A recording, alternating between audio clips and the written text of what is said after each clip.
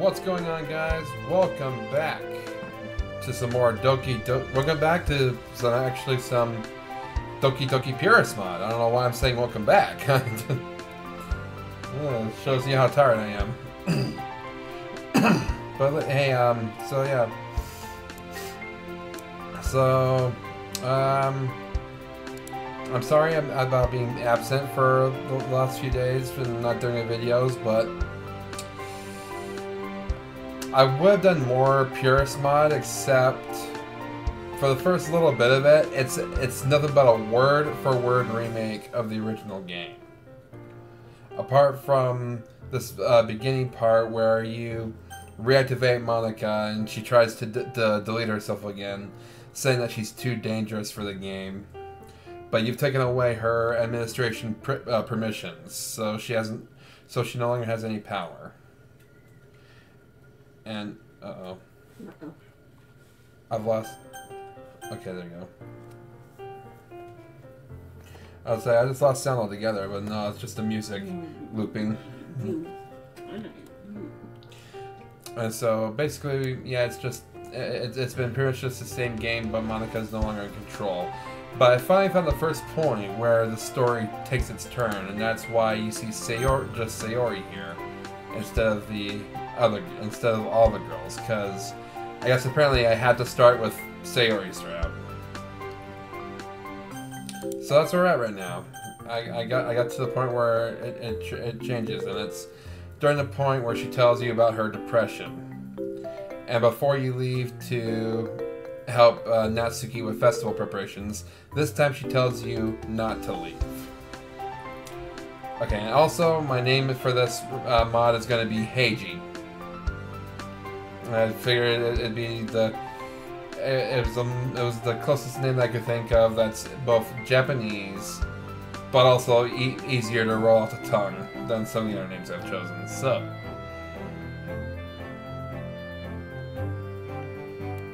alright, so here we go. We're gonna jump right in and get started. So this is where she starts off with saying, "Heiji, wait." Just as I'm about to leave, she calls out to me. Her voice shows how conflicted she is. "Please don't go. I'm so scared." Hold on, I gotta turn down the text speed here. "I don't want things to change. I don't want to lose you, but I don't want you to be part of this. I don't want to waste your time." Sayori? Of course you're a complete waste of time, but you just don't think of yourself that way. It's not good for you. No. Yeah, I threw that one in. I look her in the eyes and smile to reassure her that I'm here to stay. Even if my brain needs time to realize that Sayori, my closest friend, has been keeping something like this from me for all these years. I know that is no reason to shut myself in my room. Maybe if I stay with her for a while, I could process the information better. You don't need to worry. Let's take things slow. Heiji. I don't know how to react. I don't know much about depression, but I do know you're my best friend. What kind of lousy friend would I be if I left you now? Sayori casts her eyes downward and looks back up at me with a brave face. I can see she's trying to hold back her tears.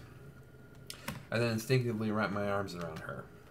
I feel her warmth as she starts crying into my chest. For some unknown reason, I feel like I need to suppress the urge to cry myself. I stay strong for her sake. But if I'm honest, I'm more than a little scared. 10 minutes later, Sayori is still crying into my chest. She hasn't said a single word. Why are you crying? I should have stayed quiet. Now things are going to be different between us forever.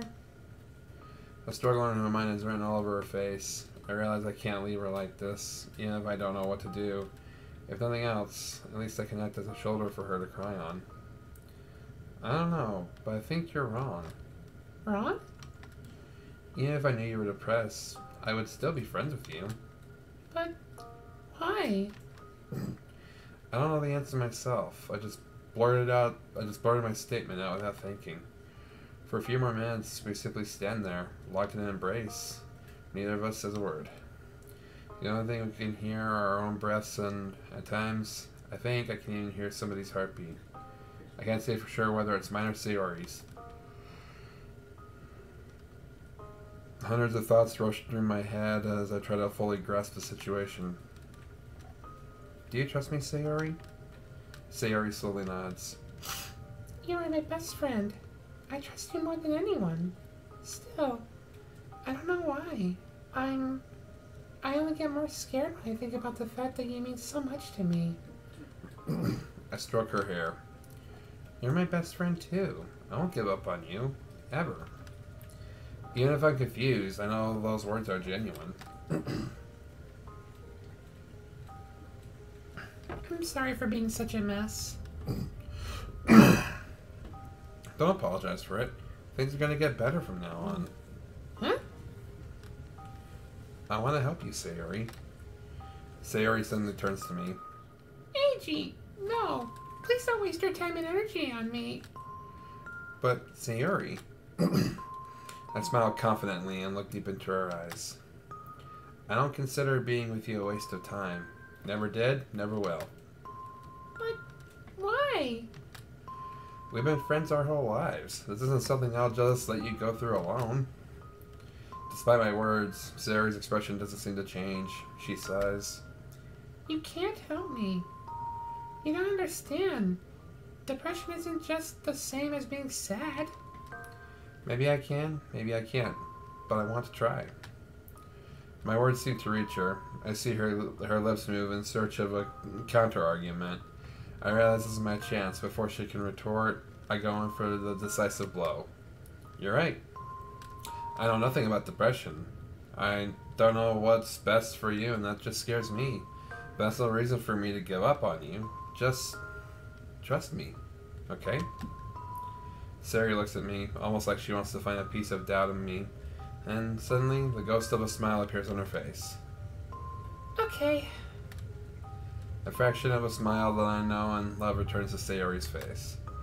From now on, we'll do this together. Even if I know nothing about depression, I promise myself I will help Sayori. She's always been there for me whenever I was sad, never showing how damaged she really is up until now.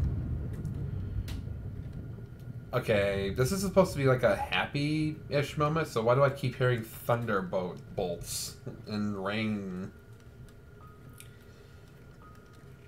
I mean, this is supposed to be the day that Natsuki is coming over. Well, and by the way, that's another thing.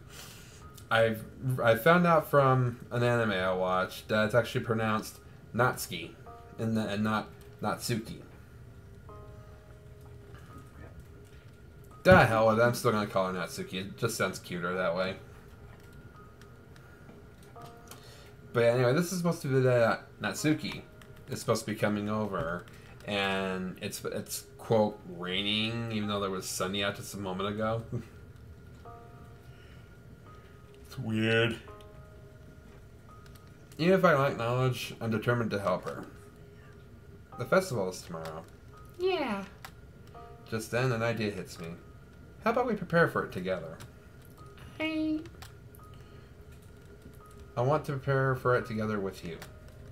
I want that too, but I don't want to be selfish.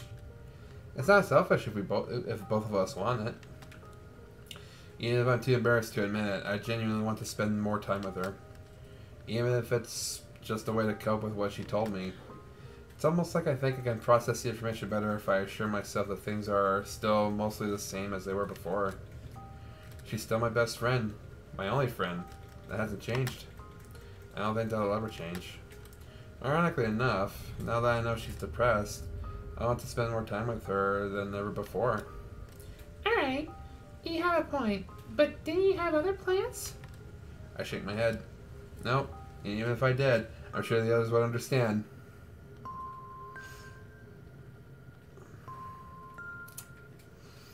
Yeah, see, here's the problem. You're supposed to make cupcakes with Natsuki. Besides, I feel like I have to be here for her right now. I try my best attempt at giving her a reassuring smile, though with my current mindset, it probably makes me look like some monster taken out of a horror novel.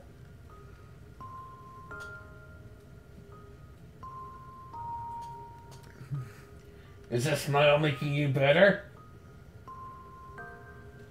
No, because I'm about to die. Let's do this like we always have, Sayori. Alright. Even if she still looks upset, I feel as if she's calmed down, even if just a little. Maybe it's just my imagination. Maybe it's just me feeling relieved that she doesn't ask me to leave. We were together on her poem until late in the evening. While she's busy writing, I quickly slip out and send Monica a text explaining that we have to change some of the plans. She quickly replies that she understands the situation and will take care of the rest. Over the course of the evening, I see occasional flashes of Sayori's old personality, but I don't know if they are genuine or her trying to put up a facade for my sake. Finally, we work ourselves to exhaustion, and it's only when both our stomachs rumble that I realize how many hours we spent writing her poem. I decide to make her some dinner, despite her complaints. This is delicious, Eiji. I haven't eaten food this good in forever. I'm glad you like it. I tried my best. As I made dinner for her, I noticed how almost all the food she had was either fast food or instant noodles. Come to think of it, this is something I've always noticed her serve me when I visited her in the past. Now I understand it was likely because of her depression. She's probably not able to try to learn new dishes. Regardless, Sayori enjoys my food, wolfing it down. I almost worry I'll get stuck in her throat. Eiji, are you feeling alright? Sayori notices I haven't even touched my plate despite my hunger, in a desperate attempt to cover up my concern for her. I fake yawn. Yes, I'm fine. I guess I'm tired. If you want to, you can go home. I can finish the poem myself. No, I'm saying it's fun to be with you. Fun? What's fun? She laughs bitterly.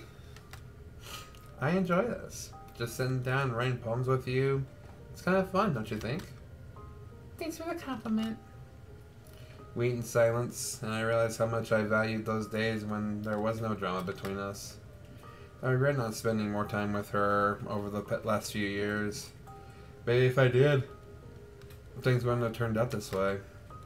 Maybe I could have done something to help her, if only I'd picked up on the signs.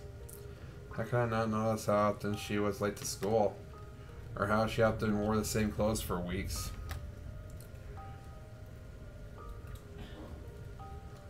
Or how she always lets others make decisions for her? Don't blame yourself. I throw her a confused gaze. It's written all over your face. You probably blame yourself for not being there for me, right? Am I that easy to read? Sayori smiles. It's not like you could have done anything. I shake my head. I don't want to believe that. Even if it's true, and you can't seriously think this will end well for you if you try to deal with it alone. Sayori's left speechless for my remark. Depression or not, I still care about you. You're one of the few people I can say for sure I trust. I don't deserve this. What are you talking about? Of course you do. Everyone deserves someone who cares about them. That's not what I meant. I don't deserve to be cared about, or to have someone who wastes their efforts on me. I don't want to be a burden to anyone, least of all you. Sayori, you were never a burden to me, and you won't be. But You asked why I should make friends when you realize how worthless you are? But aren't we friends? Yes. When you call yourself worthless, how do you think I feel? Of course, it makes you feel bad, which is why I never talk about it. But if you're miserable and I want to help you get out of said misery, then I'm technically doing it for myself and not for you. Yes, but what are you getting at here? Yes? But what are you getting at here? If anything bad were to happen to you, I wouldn't be able to recover. I don't want you to be indebted to me. I want to help you because it also would help me. You would do that for me? Why? Because you're worth a lot to me, Sayori. You want me to be happy, and I want you to be happy. I don't know what would make you happy or what would make you realize how much you're worth, both to me and to others, but I know what would make me happy. What could that be? Is to spend more time with you and make you smile. Sayori looks shocked. You've always made me feel happy because you've always accepted me with open arms. Plus, you're the only girl who I can call my friend, and I'm glad to be able to say that. What I'm saying is that I don't want to lose you. I want to help you. That'll make me happy. Ichi. Thank you. I'm lucky to have a friend like you, Ichi. It feels good to know someone cares about and appreciates me. You're the one who makes me feel that way, each day. Even though she smiles and her cheeks redden, I feel an awkward silence falling over the room. It's late. I think we should call it a day. I feel very tired and I need to think. She throws a reassuring smile at me. Don't worry about me, though. I won't give up, even if it's just for your sake. Thank you. I appreciate that. We say goodbye for the day. Just before I leave, I hear her whisper something inaudible behind my back. That night, I find myself unable to fall asleep for a long time. My brain keeps replaying our conversation. Can I really do anything to help her? Tomorrow is the day of the festival. Oh god, I hope it's not as bad as in Blue Skies. Sayori will probably feel awkward after our conversation. I should go check up on her as soon as I wake up. After all, that's what she would do for me if she was in my position. At long last, I feel my eyelids getting heavy. Last thing I see before falling asleep is a memory of Sayori smiling at me. I refuse to believe that her smile was fake all this time. It's the day of the festival. Of all the days, I expected this to be something I could be excited for. However, I barely slept last night for many reasons other than excitement. With what we had talked about yesterday in mind, I take out my phone and call Sayori's number, but she isn't answering. A sudden fear takes over me. What if she... Before I can finish my thoughts, my phone rings. I try to answer, but my palms are sweaty from the sudden surge of stress, so I drop my phone to the ground. I see she's calling me. I quickly dive down to the ground and slide my finger across the screen to answer. Ichi? Her voice is unnaturally hoarse. I either woke her up or she didn't sleep at all and has been up all night. I decided to indirectly ask her. Sorry, did I wake you up? No, I've been up for a while. Her voice takes on an unnaturally cheery tone. Something's not right here. Don't worry about me. Her laugh sounds forced. Something is clearly wrong here. Sayori? What? A sudden fear grips me. I realize I have to distract her somehow before things get out of control. She clearly sounds upset, and from how tired she sounds, I assume she didn't sleep at all. There's no knowing what she'll do to herself if I hang up on her like this. I called because I want to meet up before the festival. We always go to school together, so how about I come over and make you breakfast? She says nothing, but I hear her sigh on the other end. I promised we'd go to the festival together. Is this because of what I told you yesterday? Is that why you're suddenly acting this way? No, that's not it. I want to spend time with you before the festival. I mean, I woke up so early. There isn't much time for me to do. There isn't much for me to do to pass time except maybe watching anime. You told me you didn't want me to turn into a NEET, didn't you? Sayori laughs bitterly at the other end of the phone.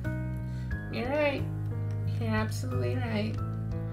And since you're my only friend, I guess I have nobody else to socialize with. It's either you or the anime. I get what you mean. She pauses and I hear the sound of a door opening. followed by the thud of something heavy hitting the ground and the closing of the door. Alright, when can you come over? I'm on my way now. Okay, I will get ready for the day. I'll leave the door unlocked for you.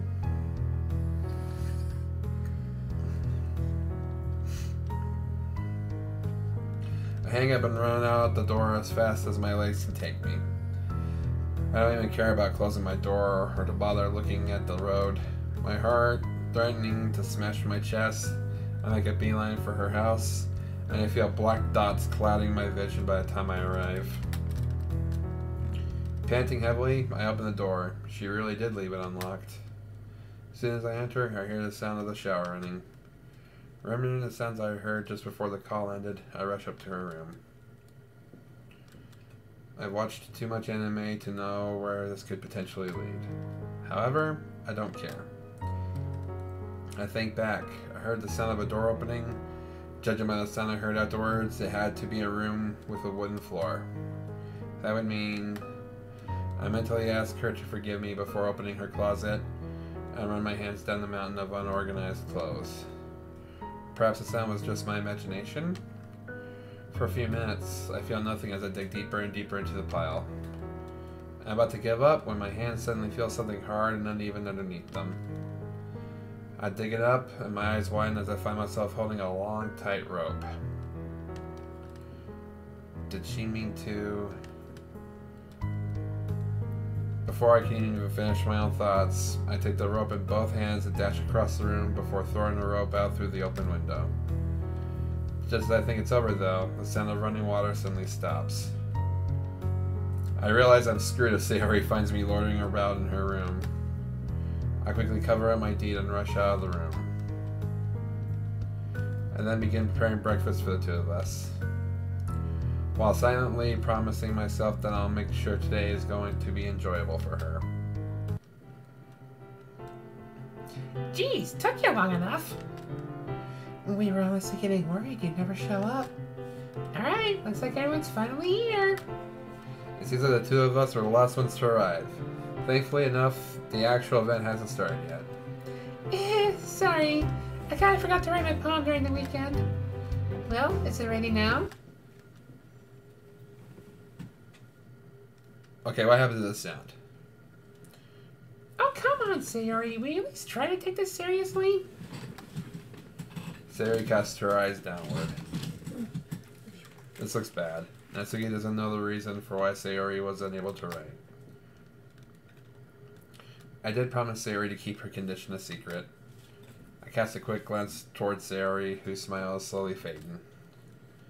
At this rate, she might start crying.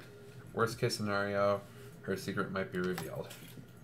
On the other hand, I know Sayori is strong enough to endure it. It might make them suspicious if I suddenly act out of character. To speak up, or have faith in Sayori's resilience and remain silent. I feel a choice coming.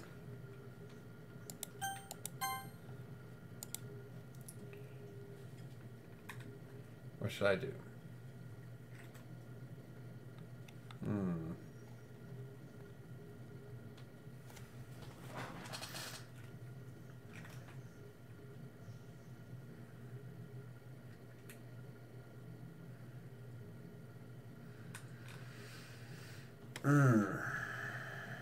Damn it.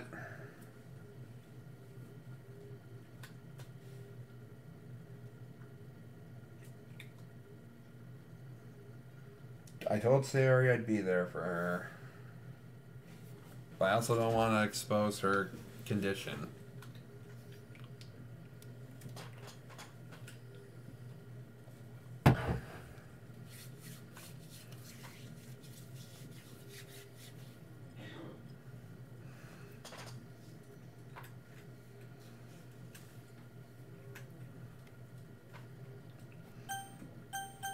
I'm going to remain silent on this one. I choose to view the confrontation in silence. I have faith in Sayori. I know she can handle this. Well... Here, you give me all those speeches about how to be passionate about this, and then you don't even care not to write a poem? Sayori closes her eyes and takes a deep, forced breath. fight. Sayori seems to have completely frozen up. I just had to step in. If I hadn't forgotten to write a poem, she wouldn't have had to spend so much time helping me write mine. Good save. This isn't Sayori's fault at all. You're both so... Ah. Come on, Natsuki. She did write a poem this morning, so she still took responsibility. Well, duh. How do you think it'd make us look if she did contribute? Now, please don't fight. I'm sorry, everyone. I'll try to make this more serious. I'll try to take this more seriously in the future. Natsuki turns her heel and leaves while muttering something inaudible. Anyway, may I see the poem? Oh, yes, of course. Here you go. She hands Monica the envelope containing the poem. You two writing a poem together. Aren't you too cute? What? I notice Sayori's cheeks take in a rosy sheen. What's odd, however, is that for some reason my face feels very hot, and for a few seconds I feel slightly lightheaded. We're not, Why would you say that? Hey, I know more than you think. Having said that, Monica opens the envelope and leaves us alone. I don't even need to look in Sayori's direction to know she's looking at me. I turn my head and our eyes meet. Sorry, I don't know where Monica got that idea from. We'd be kind of cute together, though, don't you think? Even though I said it as a joke, my words make me feel weird. Sayori laughs nervously and I feel oddly disheartened. And that's why I promise I'll stop joking around for the rest of the day. No, I appreciate it. She sighs and sits down on an empty table. The fact that you even joke about it is funny. I sit down next to her and take her left hand into my right hand. Her hands are small, warm, and clammy. I'm sorry. I didn't mean it like that, Sayori. If the joke was a joke for any reason, it was that the idea of me ever finding a girlfriend is downright hilarious. Don't say that. I'm sure you'd find an amazing girl who would love you one day. Gee, thanks, Sayori. Way to burn me right back. Unless you become a neat, that is. I promise, once things settle down, I'll help you find someone. I want you to be happy. You deserve it so much. Well, you also deserve happiness, Sayori. Sayori smiles a sad smile. The others will get suspicious if we just sit around here. Let's go and be useful to them so they leave us alone. Okay. I let go of her hand and we join the others in preparation for the festival event. As I work on hanging up the decorations, I can't help but notice I'm strangely distracted. I don't know why, but I can't shake off this feeling of uncertainty that has taken over me. Even so, I know I don't have time to think about it too much right now. Before I know it, it's time for the festival. It seems like we have attracted quite a crowd. I notice I'm slightly anxious as I step up and stand next to Sayori. I throw a quick look at her face and see a nervous yet gentle smile. The whole room is silent with the exception of a few whispers from the audience. Before long, Monica's voice breaks the silence. Okay, everyone, it's time to read poems. We'll start by having the members of our literature club read their wonderful selections first. She turns to Sayori. If you wouldn't mind, could you go first, Sayori? Right. I'll try my best. Give a warm applause to the vice president of our club.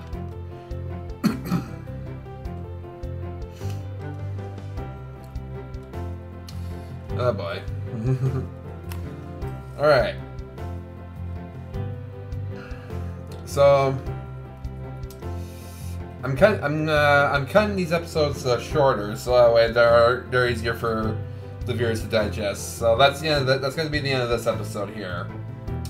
Thank you guys so much for watching. If you enjoyed, leave a like, subscribe if you're new, and I will catch you guys in the next video. Have a good night.